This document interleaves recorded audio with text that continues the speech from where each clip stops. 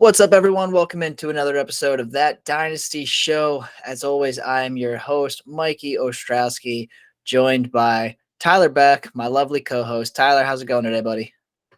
What's up, man? I'm good. I hope everyone tuning in is doing well as well. If you like what you hear, like, comment, subscribe. Let us know why we're wrong. Let us know why we're right, and we'd love to get chatting with you guys. Yeah, so I'm excited to get started. Yeah, you know what's really funny? We were just chatting before this video how we were looking at our results from the last 15 videos, and we actually got our first ever thumbs down on a video. And that's how you know you've made it once you start getting people who hate your stuff, right? But luckily there was 27 thumbs up to the one thumbs down, so it won't sweat it too much. It's all good. It's all in good fun. But glad to have everyone here, whether you're a thumbs up or a thumbs downer. I'd prefer if you're a thumbs upper, but hey, thumbs down still a view, so thanks for watching. Yeah, right. There's no such thing as bad publicity, they say. So Exactly. But last video we went through the first 10 rounds of a Dynasty startup, Superflex, and we picked out our least favorite value in each of those rounds. And today we're going to do the opposite. We're going to go from rounds 10 to 20, or 11 to 20, I should say. And we're going to pick out our most favorite value in each of those. So guys to fade at the beginning of your draft, and then guys to target in the back half of your draft. So let's get on to it. Tyler, I'm going to go ahead and share my screen here, and I'll let you make the first selection. So it goes between Cole Kmet and Malik Willis here. These are your 12 guys. Who is the best value of round 11? for me, it's at the back end of the round. It's Tyler Lockett. The guy has finished top 15 in the last just about every year. Let's see. Yeah, Uh, top 17 for the last 4 years in PPR. Yep, top 17 for the last 4 years. I know you might be thinking, oh gosh, he has no quarterback. Well, I mean, how bad can that affect him in reality? What does it bump him down to? A low end wide receiver two, a mid range wide receiver three. You're still getting tremendous value on Tyler Lockett here as a win now guy. It was close between him and Adam Thielen, but yeah, I'm going Tyler Lockett. Yeah, I don't blame you for picking Lockett. I mean, he's obviously an aging asset. He's 29 now, and it is scary that he doesn't have Russell Wilson thrown to him. But like, what do you expect is going to happen, right? Is he going to be a top 15 wide receiver with Drew Lock or Geno Smith? Probably not. But is he going to fall out of the top 30 to top 35? I would say definitely not. Lockett's one of those guys where I don't care who's throwing him the ball. He looked okay when Geno Smith played with him a couple of games last year. You know what I mean? Tyler Lockett's going to be that guy. He's going to go out there. Yeah, he might put up 5 or 6 points one week, but the next week he's putting up 25 or 26. So he's one of those boomer bust guys, and a really good wide receiver 3 or flex option to slot in each week, I think. So I kind of agree with you. Tyler Lockett is a very good value in round 11. I'm stuck between two guys, and Tyler Lockett is not one of them, although, again, still good value. I'm stuck between Cole Kmet and Chase Edmonds, and my thing with Chase Edmonds is I think he can be a legitimate RB2 in PPR leagues this year. And I know what you're thinking. Well, he's never finished as an RB2 in PPR before, but he's never had the type of workload that I think he'll get this year. And you can make an argument that he's not in a good situation because of Raheem Mostert and Sony Michel, but I would rather Chase Edmonds be up against both of those guys than up against James Conner. This is the Miami Dolphins are going to be a high flying offense this year. A lot of people think it's going to be a total air raid with Tyreek Hill and Jalen Waddle. And while that is kind of true, a lot of the plays are going to come from underneath. There's going to be a lot of dink and dunk plays in this offense, especially with, Tua's arm. Tyreek Hill says it's the most accurate, but we know that hasn't necessarily been true. So I think they're going to dial up a lot of short plays, and Chase Edmonds is going to be a direct beneficiary of those short plays. They're going to be able to use him out of the backfield a lot. I think that, his highest receiving total ever was 53 receptions in 2020, and then he followed it up with 43 in only 12 games last year. I think we're going to see a pretty similar stat line as a receiver, especially with those 4 touchdowns there. He is going to have a lot of goal line touches vultured from him between Sony Michel and Raheem Mostert, but I think Edmonds is going to be the go-to guy on third down, and I think he's going to play a fair amount of first and second down as well. So I really like Edmonds here as a late end or a back end running back, maybe the RB3 of your team or the RB4, even if you're lucky. And then Cole Kmet, I won't talk about him too much because there's a lot of content about him on our channel here. But I mean, the guy saw nearly 100 targets last year as a sophomore. The Bears haven't done jack shit to improve their offense, really. So I think it's going to be the Cole Kmet show. He's due for a ton of positive regression, as they call it, for touchdowns. He had 0 last year, despite having 93 targets. So even if that only goes up to 4 or 5, he's going to be easily a top 8 to top 10 tight end this year. So I think both of those guys are pretty good steals in round 11. So I love Cole Kmet as a value in this round. If you're especially in a tight end premium league, he's a guy who could really pop off this year and gain a lot of value. I'm curious, even though I am a fan of Chase Edmonds, I'm only really a fan of him if Devin Singletary is off the board for me. So I'm curious to know what makes you take Chase Edmonds over Devin Singletary if it's a James big Cook. gap. James Cook. I mean, you know it better than anyone. I'm a really big James Cook fan. I think that James Cook is essentially going to be the Chase Edmonds of Buffalo, and that's what I look for when I'm looking for upside in these later rounds with my running backs, right? With guys like Devin Singletary, guys like Sony Michel, Raheem Mostert, those guys need to put up 80 yards and a touchdown on the ground if you want them to be solid starters, where a guy like Chase Edmonds or James Cook, they can go out there, have a modest ground game of 30 to 40 yards, but if they add 4 to 6 catches, I mean, they're automatically a double-digit player for the week, and that's why I favor guys like that. So it's definitely Chase Edmonds over Devin Singletary for me, and it's because, I think Devin Singletary, while he is better than Sony Michel and Raheem Mostert, that's kind of what I would compare him to, where Chase Edmonds is like the James Cook. So I prefer the third down option out of those teams. Yeah, see, I think I'm a little bit. I think I'm against you. I think I just have to stick with Devin Singletary. I think him and a better offense. He is only 24 years old. He was a goal line guy last year when he scored 7 touchdowns. And not a lot of his workload was really dependent on the passing game. I mean, he got 40 receptions. So I mean, he had a decent year last year. I think we really saw what can happen when he's in a groove and when he's getting touches that matter. And I don't really think the Bills are going to want Josh Allen to continue running. And I think James Cook is more so to take some pressure off of Josh Allen. And I don't really see Devin Singletary's load being decreased that much. We actually got reports earlier. I guess you can probably see it on the sleeper page. Yeah, Devin Singletary is getting all the first team reps. As of today, we finally the first get day of training camp, right? Yeah, we Really, get that kind of news. So really hitting a home run there. Well, I'm going to take that with a grain of salt, though. I mean, it's the first day of training camp.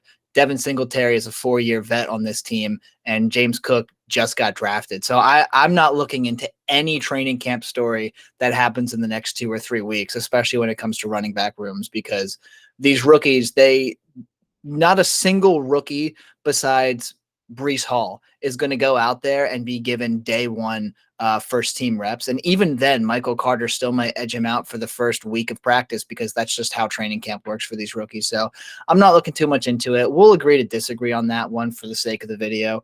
I will definitely at some point before the season be going on a tangent about James Cook. I can guarantee you that, but won't be here, won't be now. We'll move on to round 12, looking for the biggest value. And I would say here, it's for me, I don't love the value in this round.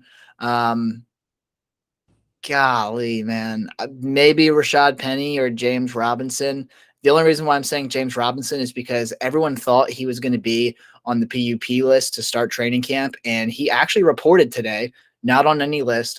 He didn't practice necessarily, but he was there. He showed up. He was able to do some drills, and all signs are pointing to him being ready for week 1, which I really don't think anyone was expecting. And the fact that he's able to be on the practice field already on July 25th, if he's going, what's this, round 12, I said, that's pretty damn good, especially since we don't actually know what Travis Etienne's workload is going to be. He's coming, I mean, both of these guys are coming off of really big foot injuries, right? James Robinson had the Achilles, and then Travis Etienne had the Liz Frank. I don't know how you say it, but either way, this is going to be a weird backfield. And Doug Peterson has never really, in his career as a head coach, he's never really committed to one running back, right? If you look at all his teams, or if you look at the Eagles, I should say, it's always a split backfield, right? We never saw a big workload from Miles Sanders. Boston Scott always seemed to be involved, or whoever was back there any given year.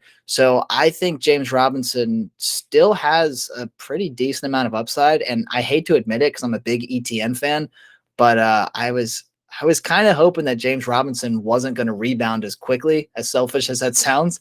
But yeah, with him at training camp already, I kind of really like him at the end of the 12th round. Yeah, so I love James Robinson. I have a deep love for him for what he did his rookie season. But unfortunately, I Casually think putting up a top 5 season, being undrafted. yeah, I mean, of course, how can't you love the guy? But as far as I think, I really believe in Travis Etienne, and I don't think that the Jaguars spent the draft capital on Travis Etienne not to use it or to not use him and to See, let James Robinson take too but the big of a but the workload. caveat with that is that it was Urban Meyer that spent that first round pick on Travis Etienne. And that's the only, like, I'm a big Travis Etienne fan too, but that's the only seed of doubt in my mind, is that on draft day, everyone was scratching their head at that pick, right? So like, I don't know. I think it's basically an open tryout for running back in Doug Peterson's offense, because I mean, he doesn't have any personal affiliation towards either of these guys, and I don't really think the front office does either. So I take that with a grain of salt that Travis Etienne was a day one pick. Well, I mean, the reality is he is the one who's making the money. I mean, when it comes down to it, the NFL is a business, and the Jaguars are going to have to find out about Travis Etienne. So, I mean, and I just believe in Travis Etienne. So, regardless, can't agree with you on James Robinson. Even though I think he will be an efficient running back somewhere else, I just don't think it's going to end up being in Jacksonville because I think he is too good to be somebody's backup running back. So I think he'll end up somewhere else. But for me, running back wise, I would go Rashad Penny. He's supposed to be the lead back going into the season. He is the vet. We saw how good he can be early on or later on in the season last year. Like you said, I think early on in the season he's going to get a heavy workload. He is the vet there.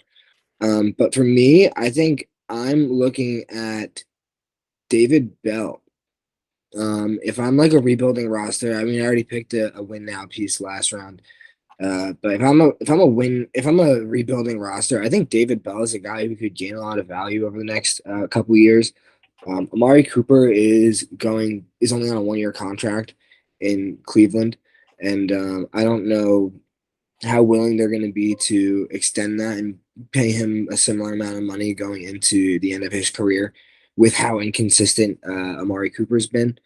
And I think David Bell could end up being the guy who becomes the long-term number one for Deshaun Watson. And he is a really good rebuilding piece because, I mean, clearly he is injured. But I like him as a buy low guy. I liked him as like an early second round pick in this year's draft. But yeah, I think that's probably the one for me that stands out. Yeah, I love that pick. I'm a big David Bell guy. David Bell was in my top 3 receivers for this class, ahead of a lot of the hype, right?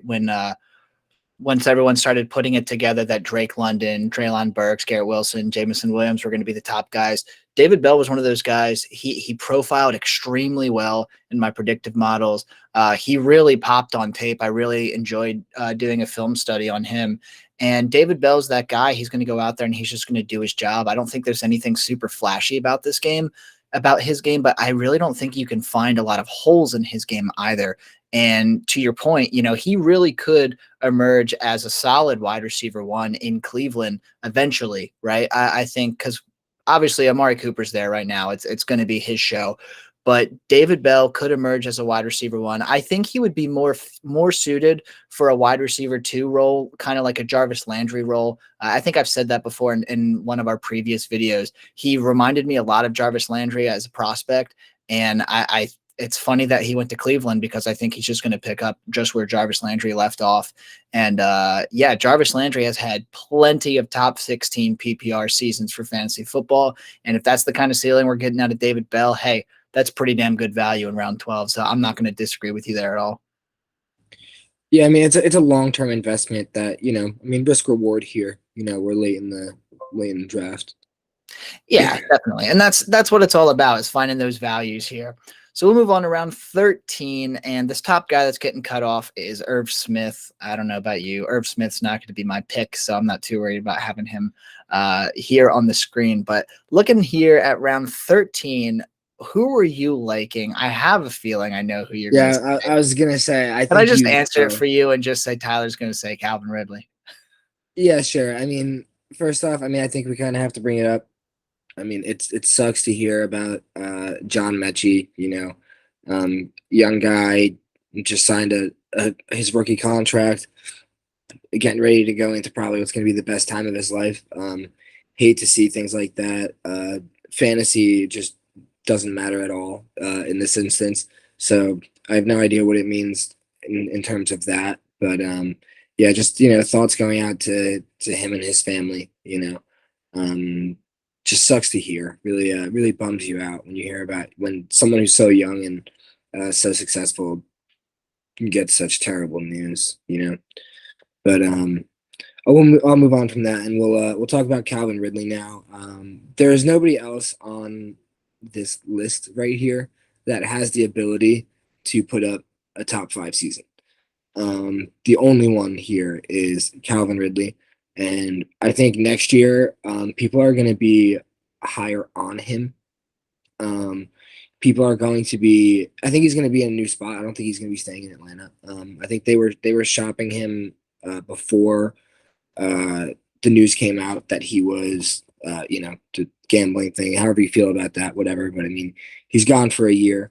As far as the mental health thing goes, I mean, whatever he's had now, it'll be 2 seasons off, pretty much. You hope that he's going to be coming back ready to play, and knowing that his, athletic career is only going to last so long. He's only got so long left. You would hope that he's going to be coming back ready and wanting to make a lot of money and make up for the time that he's missing.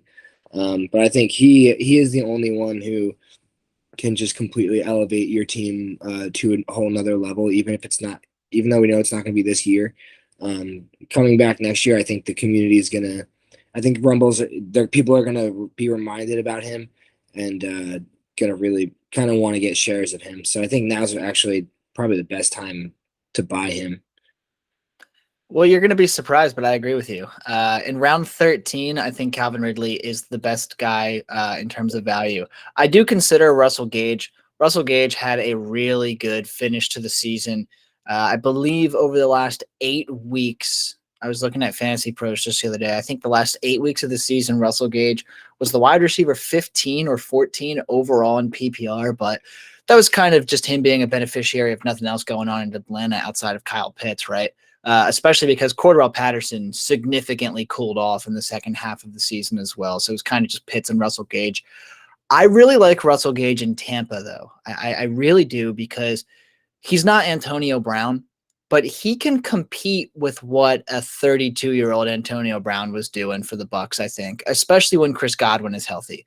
A lot of people think that Russell Gage's big appeal is because Godwin could miss some time, which there was actually a report about a half hour before we hopped on this call saying that the Bucs are still cautiously optimistic that Godwin could be playing in week 1. I think Gage is going to play his best football when he is the third option in Tampa Bay, because he's never going to get top coverage. He's always going to be a part of a mismatch. And I think that's how he'll be able to thrive in this offense, is being that third option, being a reliable option for Tom Brady, never having that top coverage. Cause he's not better than Chris Godwin, and he's not better than Mike Evans, but there's a spot for him here, especially with Gronk gone. So I do really like the upside there. But with that being said, I think at the end of the day, I'd probably still also go Calvin Ridley unless I'm like in severe need. Like if I went with like guys like Chris Godwin and then maybe DeAndre Hopkins earlier on in my draft, then yes, I'm taking Russell Gage over Calvin Ridley because I need guys for the start of the season. But assuming that I've set myself up in a good spot to this point, yeah, I'm going Ridley. Yeah, I mean, you know how I felt about Calvin Ridley. I took him 2 rounds ahead of this in that draft that we went over a couple weeks ago, or Yeah, whenever it was. But I do actually love Russell Gage, and Tom Brady wanted to go after Russell Gage. I don't think, I mean, Tom Brady's worried about the playoffs. I think he knew Chris Godwin was going to be back by then. I don't think he was worried about replacing him for the first couple weeks of the season. I think he's there to replace and be a fraction of what Antonio Brown was. yeah. So yeah, I do really love Russell Gage. He was Tom Brady's preference to be the replacement. So Yeah, he's got a good, decent skill set, and he's very different from Mike Evans and Chris Godwin in the best possible way. It really gives Tom Brady three very unique weapons. And again, Russell Gage is not on the same talent tier as Godwin and Mike Evans, but he's still going to eat in that offense. But let's go ahead into round 14, and I'll go first this time. Baker Mayfield is going to be my pick here. You could say I'm a homer all you want, but we're in round 14. And did I say round 14 or 13? I am not remembering things. Is this 14 or 15? Now I need to break out the calculator. How many? 156 divided by 12. Okay, this is round 14, not 15. But either way, round 14 for Baker Mayfield, a guy who's going to be probably a quarterback in that 15 to 22 range when he's with Carolina. He's a very solid QB2. And if you've punted your QB2 or your super flex position to this point, he is a very solid consolation piece. He is kind of risky. You're taking him with the last pick of this round, right? But he is, speaking as a Carolina fan, he's arguably the third best quarterback that's ever played for this franchise already, because we have Cam Newton was number one. We have Jake Delhomme, number two. And I couldn't name a single other relevant Panthers quarterback that has played for us that's going to be better than Baker Mayfield. Whether or not he's a long-term option is yet to be seen. I think he definitely offers them the best chance to win for sure. I think he's going to click with DJ Moore. I think he's going to click with Robbie Anderson and Terrace Marshall. And I think he's going to have a beautiful relationship with Christian McCaffrey. And I do think that if he can take Carolina and sneak them to the point where maybe they're a wild card team or a fringe wild card team, right? They have 8, maybe 9 wins on the season in the NFC. That's good enough to sneak into the wild card in some scenarios. If he does that, he will be signed for at least another 2 or 3 years in Carolina. And the only person that he's going to have to fight for to keep that job is Matt Corral, who was a late 3rd round pick this year. And that just really doesn't spark a ton of competition in my mind. So for the pure fact that I would very much like a quarterback at this point in the draft, and I'm a big Baker Mayfield fan now. Yeah, I'll take him here as an big value. yeah, there's no way I can disagree with you there. I mean, getting a reasonable QB2 in whatever round you said this was, the 13th round. I don't know why I can't remember it right now. Yeah, I don't care. But so that's like kind of the easy pick for me. Baker Mayfield has been a consistent QB2 his entire career. And you could argue, I mean, this is probably the best weapons that he's had. I mean, CMC and Nick Chubb, I mean, they do different jobs, but I mean, you could say Nick Chubb is just as good of a rusher as CMC is as a receiving back. You could also say that the receiving core is better than what he's ever seen really in Cleveland. I mean, Odell has really only sparked for couple games at a time, even in LA last year. It's not like it's ever been like a really consistent thing. I mean, he's always been playing injured. I mean, Baker Mayfield's really set up in a pretty decent spot right now to be an efficient fantasy quarterback, and he's still obviously very young. So even if things don't work out in Carolina, I think he's a guy who's gonna get another spot on 3rd, 4th, 5th, 6th team. I don't think it's going to matter. I think he's good enough to start in the NFL somewhere. I think he's one of the best 32 quarterbacks in the league, no doubt. But for me, if I'm going to make a fun pick, it would be Jalen Tolbert. Dallas, I just really believe in Dallas's ability to draft all across the board. And he's going to be a guy who produces right away, actually, because I mean he's really is the number 2 receiving option. Well, I guess number 3 behind Dalton Schultz, but as of right now, he's probably the number 2 wide receiver in this offense right now over James Washington and those other guys. So if you don't have a piece of the Dallas offense, we saw what Dak Prescott does for his receivers. They not only lost Michael Gallup, they also lost Cedric Wilson. Zeke's getting old. Amari Cooper's gone. Everyone, I mean, this is going to be a different offense, but we still have Dak Prescott and um, Kellen Moore running the show over there. And they just throw the ball over the field. That's what we know that Dallas offense does. So if you don't have a piece of them, I think this is a good spot to get it with Jalen Tolbert. Yeah, I like Jalen Tolbert. Was he day 2 receiver, I believe, and he's a weird scenario, right? I really liked his film. Didn't really pop too much in the predictive model that I have, but Tolbert is definitely, I mean, he passes the eye test, right? He can make a good grab when he needs to. He goes out there, doesn't really do a lot of stupid things, doesn't have any like bad focus drops or anything like that. And he's definitely a much different player than CeeDee Lamb. He's not the same type of player as Michael Gallup.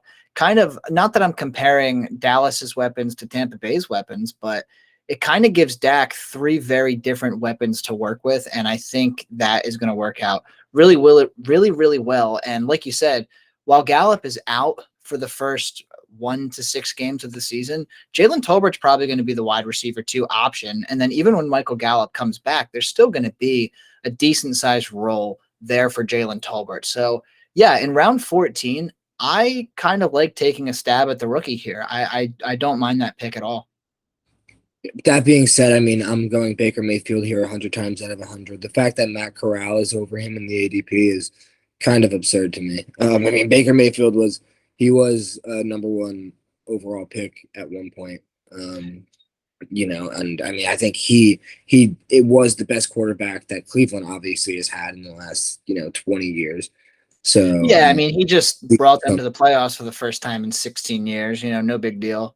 Granted, that roster is really good, and they have a really good defense, and they have a very good running game.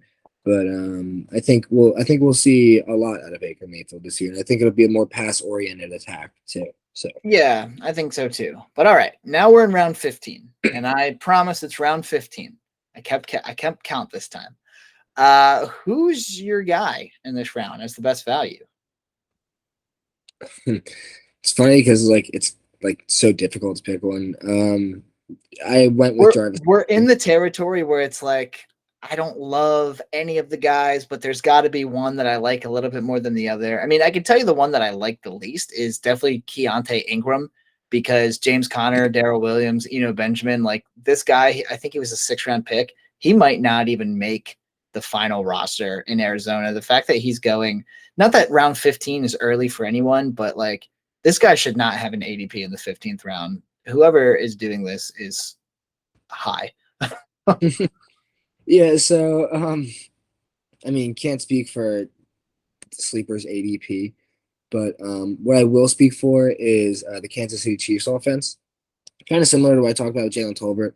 I mean, if you can't get one of the big pieces in that Kansas City Chiefs offense, sorry, I don't know what's going on in my throat right now.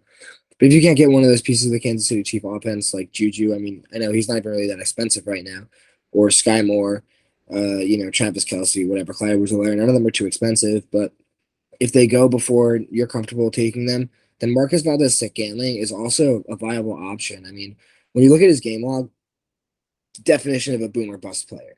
Yeah. But I mean, in the Kansas City Chiefs offense, I think it probably could more likely be boom more often than bust, maybe. I mean, they are a more air raid offense than the Packers have really been. So Marquez Valdez-Scantling is a guy that you can plug into your lineup, and sometimes he's gonna win you. He's gonna win you your week when you need him to, and you have guys on buys. See, I don't disagree, but I do disagree. And the reason why is I'm sticking with the same team, but I'm going with the different receiver. I'm going with Mecole Hardman. And here's my thing. The fact that you can get them 2 picks apart, it seems about right to me, because they kind of feel like the same player. There's 2 reasons why I give Mecole Hardman the nod. One, he already has the rapport with Pat Mahomes, right? He's played there for the last 3 years.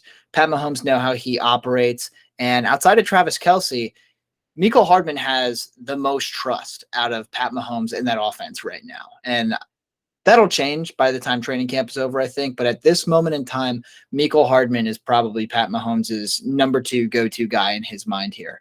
But the other reason why I'm taking him over MVS is the 3-year age gap. And it's just because you got a little bit more room to grow with Mecole Hardman. He is not a spectacular receiver by any stretch of the imagination, but he's fast as all hell. You know, we've heard people refer to him as like the poor man's Tyreek Hill, even though whenever Tyreek Hill would miss a game, it's not like Mecole Hardman would step up and have like a Tyreek Hill game or nothing like that. So I don't really know where that comparison comes from, probably just because he's fast and short. Well, I guess 5'10" is not that short, but either way, yeah. So I'm going with Mecole Hardman, but for the same reasons that you went with MVS, that's why I'm going with Mecole Hardman. I'm just going because he's been with Kansas City a little bit longer and he's a little bit younger. Yeah, I can totally get behind that. I just think I've seen Marquez Valdez-Scantling pop off a little bit more often than we've seen Mecole Hardman do it. Maybe, I mean, I don't know. We'll see. This year, Kansas City's so wide open that, I mean, it is anybody's game. All right, so let's go into round 16, and it starts with Hassan Haskins here, and it goes down to Van Jefferson. My pick here is probably Donovan Peoples-Jones, actually. I really like DPJ a lot. He has shown promise. He can make a big play when called on. I you know, once Carolina acquired Baker Mayfield, I was watching all his highlights and everything like that just to get a little excited. And when I was watching him, I was already a DPJ fan before this, but man, dude, watch Baker Mayfield's highlights. You see Donovan Peoples-Jones absolutely moss defenders here and there. Like he hasn't been consistent, and that's very easy to see. But when he goes up and makes a play, like, damn, dude, this guy can make a play. He is a contested catch monster. He's actually pretty decently fast and runs kind of a pretty route. And David Bell opened up training camp on the PUP, and David Bell's also a rookie, and David Bell's probably also going to be playing more of a slot role, especially his rookie season. DPJ, opposite of Amari Cooper, could actually be a thing of beauty, especially when Deshaun Watson is back under center for Cleveland later on this season. So I really, really like taking a shot on him in round 16. Worst case scenario, you're probably getting, you know, your wide receiver 65 overall. Best case scenario, I mean, look at this. He had a 26-point game. He had a 16-point game, you know, a 14-point game here. Not that, you know, 14 and 16 points is a ton of things to get excited about, but like 70 yards, 101 yards, 86 yards, 90 yards, 76 yards. Like the guy can ball. So I am taking him in the 16th round pretty much every time that I can. I would really disagree with you, and I think you're discounting what he did last year in that offense. I mean, think about the Cleveland Browns offense. They are a running football team. If there ever has been one in the history of the NFL, the Cleveland Browns ran the football last year. So it's pretty impressive to see that he was able to flash in those situations when he wasn't really the one who was expected to. So, yeah, a young guy who's going to be paired up with Deshaun Watson for, yeah, a lot of the reasons we talked about before with David Bell. I mean, we think it's going to end up being wide open, you know. I don't see Amari Cooper being a long-term fit there for some reason. I just don't think he really fits their timetable and their price range with all the guys they're going to have to pay on their defense and all the weapons they have around that roster. I do like Donovan Peoples-Jones at this price a lot, but the easy one for me, probably Jimmy G. It's the easy one to say. He is like kind of like I said with Baker Mayfield. He is a top 32 quarterback in the NFL. A lot of people might not think so, but I think he is a starting quarterback and will find jobs somewhere to be a plug and play guy. He's finished as, you know, it's kind of similar to Baker Mayfield. You know, when he's got a starting role, he's finishing as a mid-range QB2. So Jimmy G would be the easy one for me in terms of upside. But if I'm going with a skill guy to make it interesting, Marlon Mack, I mean, and kind of like I just said with Jimmy G, when he had the lead role in Indianapolis, this guy was low end RB2. Yeah, top But 22 2 years in a row. yeah, I mean, he is solid. He's a solid running back. He's age 26. Doesn't have a ton of carries under his belt. So I think he could be a guy who, if he finds the right spot in Houston, where if he performs, I don't see a reason why Houston is spending any draft capital on running backs right now, unless things drastically change. Um, but yeah, I think Marlon Mack, if he proves to be efficient, he could find a long term role to just be a solid running back to ride off into the sunset for his fantasy career. See, I wouldn't say a long-term role. I can see a role this year and a role next year, but by the end of the 2023 season, he'll be creeping up to that age 28 season. So, I don't think you're getting any long-term upside from him. Just a season or two.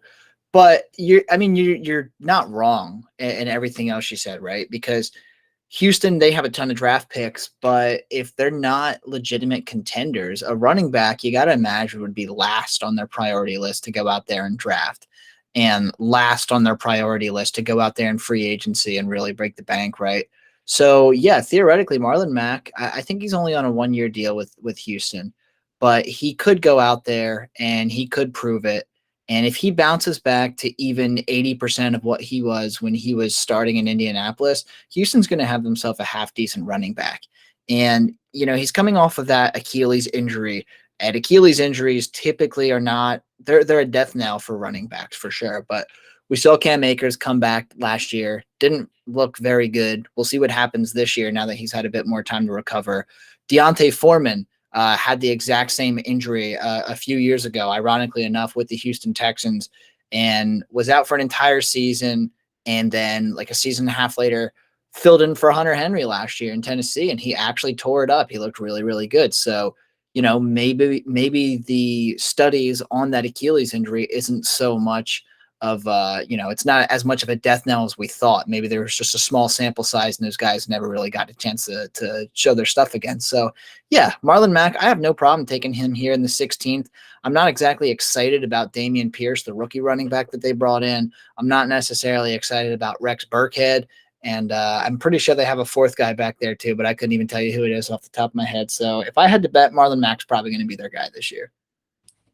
Yeah, I think he's got the clear path, and I mean we've talked about it a couple times on this channel. When you get down to these late rounds, you can only really like so many guys, and you can only just come up with justifications for taking so many of them. And yeah, Marlon Mack's, I think, my guy in this range. Yeah, no complaints for me. That's a solid enough pick. Let's go ahead into round 17 here. Starts with KJ Osborne, ends at Pierre Strong, running back for New England. And I'll let you go first on this one. So I'm gonna go with Devontae Parker.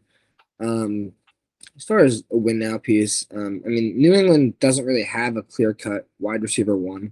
Yeah, I mean, Devontae Parker's old, but I mean, at this point in the drafts, let's just get somebody who we think can give us some production. I mean, when he plays, when healthy, he's like a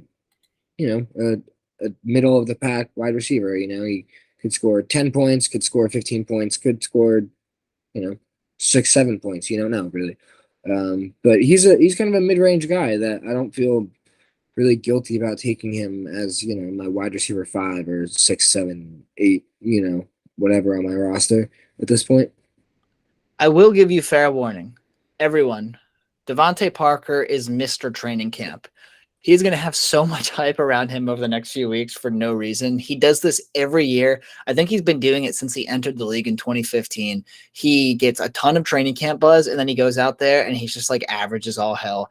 And obviously you can see in 2019, he had a top 11 finish in PPR. In standard leagues, he was top 4. He had a very good 2019, but as you can see by the rest of his numbers, he never came close to replicating that. And don't expect you to be getting like a top 15 wide receiver in round 17 here for sure. But there is a good chance he'll go to New England and he'll be probably the wide receiver 2 there. I think Jacoby Myers is the guy to own if you want a receiver in that offense. Jacoby Myers is so discounted, and I know he was just on our screen a round or two ago, and I'm so upset that I didn't talk about him because I'm a really big fan of his. But yeah, Parker, he's going to go in here, and outside of Hunter Henry, he's probably going to be the biggest touchdown target for Mac Jones. So even if you are getting a touchdown dependent wide receiver here in round 17, he's a bye week filler on a half decent offense. And yeah, I don't hate it. For me personally, though, I think my biggest value here is going to be Houston Texans wide receiver Nico Collins. And admittedly, some of this does have to do with the John Mechie news because Nico Collins is obviously going to have less competition this year. I really thought that John Mechie was going to go out there and become a wide receiver too as soon as he was healthy enough to play. Because as you know, he was coming off of an ACL, was fighting back from that, and then got diagnosed. Like, just total brutal luck for the guy. So hope for a fast recovery for sure. But Nico Collins emerged as the wide receiver too in this offense last year. And you can see the stats are not sexy, right? 69 yards. Well, that is kind of sexy. 14 yards, 33, 35, and 67. Man, I really teed myself up for that one. But, you notice 10 targets, 5 targets, 8 targets, 5 targets back in week 12 as well. Houston is going to be one of the worst teams in the league this year. I don't think anyone's going to argue if I say that. And obviously Brandon Cooks is going to be their number one guy. But there's an unproven running back room right now. And outside of Brandon Cooks, someone else has to contribute to this offense. Why not Nico Collins, right? Age 23. I think he was a day 2 guy last year, if I'm not mistaken. And there's just not a lot of competition for him. And it's an offense that's going to be playing catch up a lot. So yeah, round 17, I'll be more than happy to take a shot on a 23-year-old who's 6'4", 215, and has barely any competition outside of Brandon Cooks. Yeah, and I mean, I think Brandon Cooks, as much as I love him because, he is what he is every year, I mean, he is getting old, and we have to face that reality, Nico Collins was seeing like a basement of like 4 or 5 targets a game towards the end of the season last year. I think, he even flashed with one game with 10 targets. So I do actually like him as a building piece. Especially 23 years old. He's a guy who played at Michigan in college. It's a tough school to play for. They play tough competition there, and he was a pretty big stud for them. But I think he can definitely end up serving as like a long-term wide receiver too for this Houston Texans offense. I think they go out and invest in a real big stud wide receiver in next year's class with all the draft capital they have. But I think he could end up being a solid piece in an offense that's probably going to have a lot of young guys in it over the next couple of years.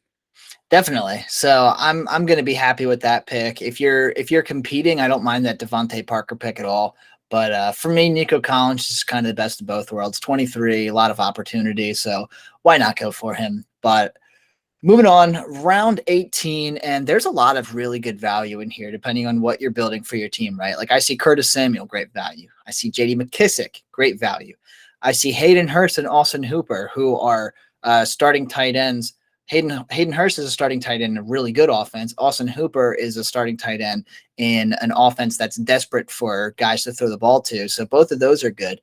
But my pick is going to be the jersey that I'm wearing. Believe it or not, I have a Terrace Marshall Jr. jersey on, and I'm picking Terrace Marshall here in round 18. Did not plan this whatsoever. I was just wearing Terrace Marshall because I think he's going to get training camp hype, and training camp started today. But I really like him in the 18th round. He was a top 10, maybe top 12 rookie pick in basically every single rookie draft last year. Everybody was like not super pumped that he went to Carolina because DJ Moore and Robbie Anderson were already there, and Sam Darnold was going to be quarterback, and a lot of people realized that probably wasn't going to work out. But Robbie Anderson he's in the last year of his contract, right? He very well could be out of Carolina after this year, and Terrace Marshall could be poised for a big workload. He's also just this really, I mean, believe it or not, Terrace Marshall at his size, he is 6'2", 200 pounds, and he's a slot receiver, right? So he's going to go out there, and I think that Jarvis Landry was Baker Mayfield's slot receiver, right? And Jarvis Landry was hyper-targeted. And I'm not saying Terrace Marshall is going to see more targets than DJ Moore. I don't even think he'll see more targets than Christian McCaffrey. But I wouldn't be the least bit surprised to see a Terrace Marshall, quote unquote breakout season this year.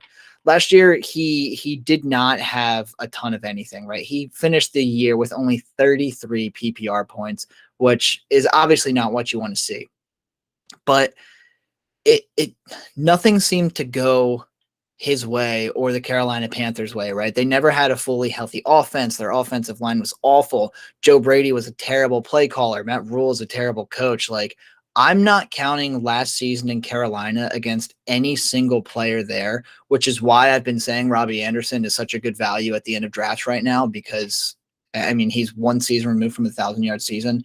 But Terrace Marshall being this young, having so much upside, he was an insanely good third option for Joe Burrow in those LSU days, right? He played on the same team as Jamar Chase and Justin Jefferson, and Terrace Marshall still was able to actually have some games of relevancy behind those two guys. So I really like the upside here. It's all upside, no risk. I mean, it's the 18th round, and I would take him over Nico Collins 10 out of 10 times, right? So the fact that I can get Terrace Marshall an entire round and a half after, I'm going to be pretty pumped up about that. Yeah, and Terrace Marshall's a really talented guy. And I mean, we can see it in the news. I mean, yeah, his stock has been trending up according to Christian McCaffrey. I mean, he is the number 3 receiver in this offense. But the good news is that you get to have him for your entire career when you draft him. So, for his entire career, So, I mean, he's a guy who went to a tough school and, like you said, played on a really good offense. Nothing really went his way, and I think things definitely can work out for him in the future. I don't think he's going to be with the Panthers forever. I don't think he's going to end up being their long-term guy, who ends up being number 1. But they did invest in him, so they clearly must have seen something, and the opportunity is going to have to come at some point. They're going to have to figure out what they have, or they're going to have to ship him. I mean, we even see N'Keal Harry just got shipped off somewhere, so someone was willing to take. Chicago, Yeah, probably to yes, be their wide receiver too on day one. yeah, right. So even like there is going to be teams out there that are willing to take these guys. And I actually really like Terrace Marshall there. I don't know what it is. Maybe it's because I never really invest heavily in running back earlier in the drafts, and I'm always fishing for running backs in this range. But J.D. McKissick is going to be my guy. I was already He's a running clicking on back. him. Oh yeah, he's a guy who we saw. He got 110 targets in 2020 with Washington when he was healthy, and he played 16 games. And last year, I mean, he had 53 targets in 11 games. So five more games, you imagine he probably does finish up near that 70, 80, 90 range for targets if he ends up playing the rest of the season. So they really wanted J.D. McKissick to come back. They were keen on it happening. They really, stuck their foot in the door and prevented him from going to, I think, was it Buffalo? I Yeah, don't remember. Buffalo. Yeah. And so, I really think that J.D. McKissick is going to play a role in this Commanders offense. And actually, if I'm going to have any running back in this running back room, it's probably going to be at cost. It's probably going to be J.D. McKissick. I completely agree with everything you just said, ranging from I'd rather have JD over Gibson at cost to the fact that he's going to have a very good role in this offense. He wanted to stay in what he was pretty much unofficially committed to Buffalo. And then Washington got on the phone with him and said, JD, we can't beat it, but we'll give you the same thing. Stay here. And he was like, yep, I'm in. Absolutely. So guarantee you, they told him on the back end, like, hey man, you remember when you were healthy in 2020? That's the kind of role you're going to see. And do I expect him to have 110 targets? No, absolutely not. That was just totally circumstantial. I mean, he was awesome for sure, but Washington has been desperate for pass catchers over the last couple of years, right? Like this year, if Curtis Samuel stays healthy, if Jahan Dotson's out there, Terry McLaurin, and if Logan Thomas is healthy at the tight end position, it's a totally different offense than it was in 2020.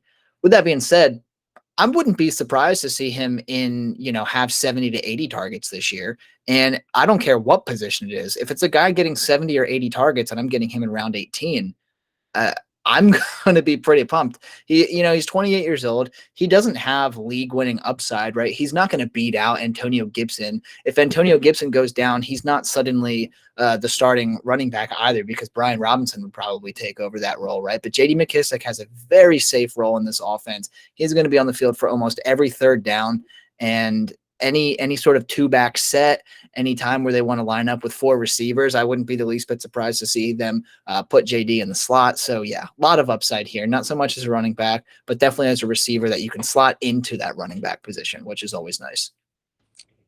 Yeah, I'm a fan of him because I feel like he's going to have a pretty safe basement and floor this year, you know? Oh, definitely. Definitely. And he is, I don't even want to just call him a bye week filler. Like if he does what he did in 2020, he can be a legitimate flex option a lot of weeks. So not going to be the least bit upset about getting him in the 18th round. But here we are in round 19, the second to last round that we're going to be covering here. Anyone jumping off the page for you? What do you think, Mikey? No, of course not. There's nobody. There's. I mean, you're basically picking at straws here. I mean, Raheem Mostert is gonna be my guy at this point. I mean, yeah, he's 30. It is what it is. He's gonna be a guy that maybe at some point this year you'll be able to trade for a third round rookie pick and get another shot in the dark and hit the reset button on that. But in the meantime, before you get rid of him, he is also another guy who's, boomer bust. And I mean, I think that Miami running back room, even though I do favor Chase Edmonds, I do think it wouldn't be a bad idea to take a piece of the chaos that is the Miami running back room right now, and to take the shot there on our Yeah, boy. I don't hate the pick at all. Like you said, just getting a piece of that Miami backfield. A lot of people are avoiding it, but at cost. At cost, every single one of them is kind of a value, right? Like Sony Michel is going at the end of this round. If I had to pick between Raheem Mostert and Sony Michel, I'm probably going with Sony because I think Sony Michel is going to be their goal line back. So if I were picking between these two, it would be him, but again, it's kind of just a coin toss. I think Mostert is a slightly better running back for sure, but he gets hurt every time he steps foot on the field. So who knows? My pick is also going to be a running back, but it's actually going to be Darrell Williams. He is, and I was kind of mentioning it when I was talking about Keontae Ingram being ridiculous by in round 16 or whatever it was. Darrell Williams last year, he filled in for an injured Clyde Edwards-Helaire, and even when Clyde Edwards-Helaire came back, Darrell Williams came back, and you can see here he was the 18th overall PPR running back. Now, granted, he was a big beneficiary of playing in a high-powered offense. Pat Mahomes, Tyreek Hill, Travis Kelce. If Darrell Williams ran out of the backfield, no one was there to cover him because all the defense was obviously preoccupied elsewhere. Plus, Pat Mahomes is no slouch. But now there's Kyler Murray. And I think that Darrell Williams, I don't think he's going to have a massive role. I don't think he's going to do what Chase Edmonds did last year, where, James Conner was taking 75% of the snaps on first and second down, and then maybe like 30% of the snaps on third down, and then Chase Edmonds was soaking up the rest. I think it is going to be more of a James Conner workhorse year in Arizona than it was last year. But Darrell Williams is going to have some sort of role. He'll be a change of pace guy. He will find himself on the field for third downs. He's actually a very good pass catcher, so I like that about him. But the big thing with him is if James Conner goes down, and we've seen James Conner go down, I think every single season for the last 4 or 5 years at some point, right? If Darrell Williams is the guy in this backfield, he's going to have a borderline workhorse role and just pick up right where James Conner left off. He doesn't have the same skill set. He's not going to be able to run through guys, but with what he can't do on the ground, he'll make up for in the air. And I love that sort of upside in the 19th round. It's very short upside for sure because I think he's only on a 1-year deal in Arizona. But yeah, if James Conner goes down, Darrell Williams could be a potential league winner this year. Yeah, I think that's the biggest point to make, right? Because I mean, as great as James Conner was last year, and as great as we saw him be in Pittsburgh, um, we've also seen seasons where he just doesn't really play because he's hurt, the entire year, and we've seen those running backs. This is a guy who, like you said, could end up winning you the league and being a guy who's in your starting lineup week by week because you just know he's going to get way more volume than anybody else on your roster. Because aside from him, they don't have anybody else behind him to take any work if James Conner goes down. Exactly. They have Eno Benjamin, who was a 7th-round draft pick a couple years ago, and they have Keontae Ingram, who was a 6th-rounder this year. And Eno Benjamin, they tried to get him involved a couple times last year when they needed to, right? Because James Conner was hurt a couple games, Chase Edmonds was hurt a couple of games. And if James Conner or Chase Edmonds went down, Benjamin, he stepped foot on the field a few times, but it kind of just turned into a workhorse role for the other guy. And Darrell Williams is Arizona's. It's their poor man's Chase Edmonds this year. And as high as I am on Chase Edmonds, I kind of feel like I have to be that high on Darrell Williams as well. So 19th round, that's kind of a smash draft for me, honestly. I would try to acquire Darrell Williams on the low in pretty much every startup draft this year because not a ton of long-term upside, but a lot of short-term upside, in my opinion. Yeah, I definitely like him. I mean, it's hard not to like guys who you can make a case for in these rounds. So Definitely. So here we are, round 20, last round of the video. And it's cut off, but your guy Devin Duvernay is the first one on this list. So I'm anxious to see who you pick, if it will be Devin Duvernay or if it will be one of these other guys. So who you going with as the best value? well, Mikey, it has to be our friend Devin Duvernay. I mean, it's just a wide open room over there in Baltimore. I know everyone's in love with Rashad Bateman, and I mean, I have some shares of him too, but I mean, he hasn't proven anything there either. Devin Duvernay, fairly efficient last year on the targets that he did see. I mean, when he did catch the ball, at least, I guess drops were kind of a problem. But I mean, he was playing with terrible quarterback play. So I think there's a chance that he factored in on Baltimore's decision to get rid of Marquise Brown because I think Baltimore knows that you need more than one good wide receiver. It couldn't have just been because Rashad Bateman's good. I mean, I think Devin Duvernay, the entire depth had to play factors into it. So I mean, I think if he does see the number 2 role in Baltimore this year and Lamar Jackson's healthy, then it could be a decent year for him. And looking at all the other guys in the draft in this round, there's no other case that I can really find to take over his. See, if I'm going to go take a chance on a Baltimore receiver, I prefer Tylan Wallace just because I like his skill set a bit more. But I mean, I understand what you're trying to get at in round 20 with Devin Duvernay, right? Somebody needs to step up and be the wide receiver 2 in Baltimore. I wouldn't be the least bit surprised to see them go out there. And I mean, they're not signed yet to anywhere, so that's probably telling to what their injury status is. But Will Fuller and Julio Jones are both free agents right now. I wouldn't be the least bit surprised to see one of them end up in Baltimore, especially Will Fuller. I think Will Fuller could go in and not necessarily replace Marquise Brown, but he could pick up that role. So in my mind, I'm waiting for the other shoe to drop in Baltimore because I don't think there's any possible way that an NFL team says, you know what? We have Lamar Jackson, a really good dual threat quarterback. Let's go in with Rashad Bateman, Mark Andrews, and absolutely nothing else for this guy. Like the Baltimore Ravens, they're not a shitty organization. I would like to think they'll figure something out for him. But with that being said, I don't know anything, so I'm not gonna yell at you for the pick, right? For me, I really hate that I keep picking Panthers players because I'm sure I sound like such a homer, dude. But Robbie Anderson in the 20th round, like, how does anybody hate that? He had 136 targets, almost 1,100 yards just 2 seasons ago, right? That was with Teddy Bridgewater, and Teddy Bridgewater was kind of balling out with Carolina from a statistics standpoint, but it was because Carolina was just so dreadfully bad that it was kind of a lot of garbage time points. But Robbie Anderson, I mean, he had 4 seasons in a row of 750 plus yards. He had 940 yards back in 2017, 1,100 yards last year. He's 29. He's an aging asset for sure.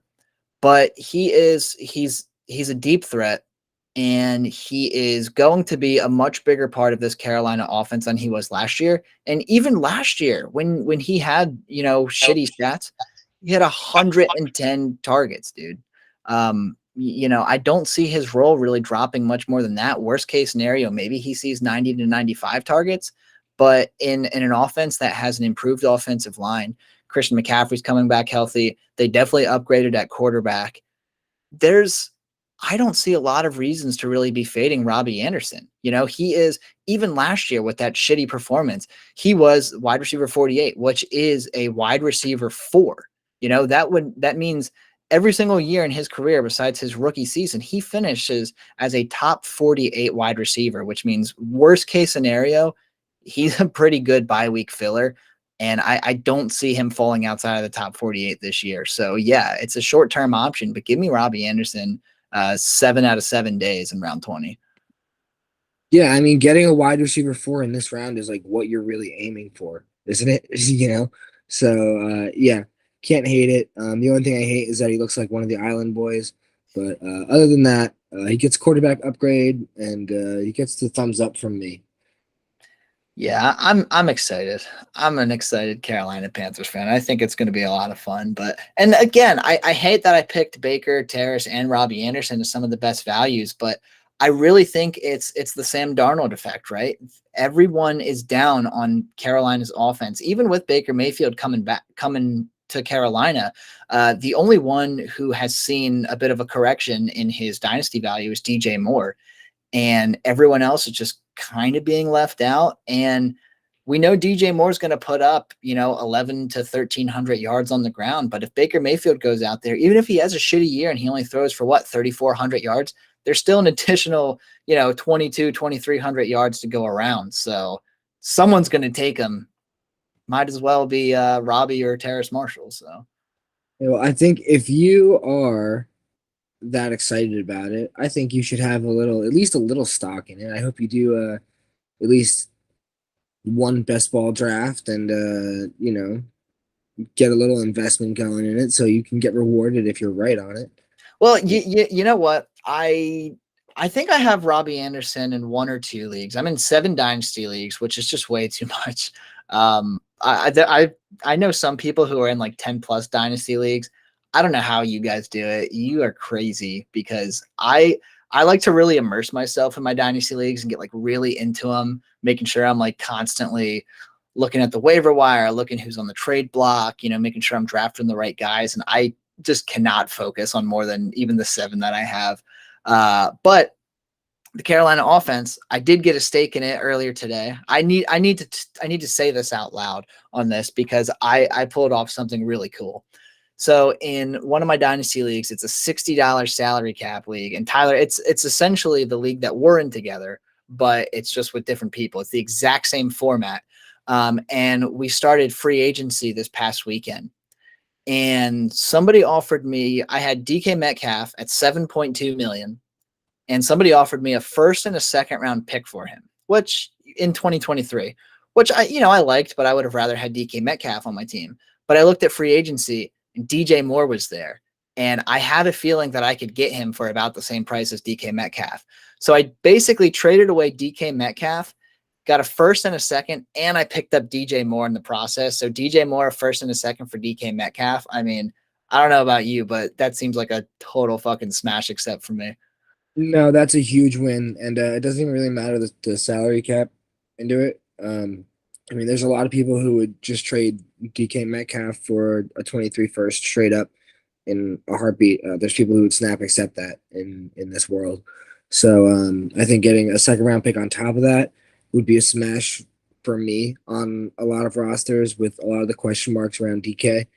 Um, I think the value around him is kind of iffy at this point. You're relying on Seattle to improve at quarterback, which I mean I think they can. I mean Seattle's a good organization, but it's not really a stock I want to be too heavily invested in right now, because I think that DK does really need a very good quarterback. I don't think he's a guy who's just gonna dominate on his own dime.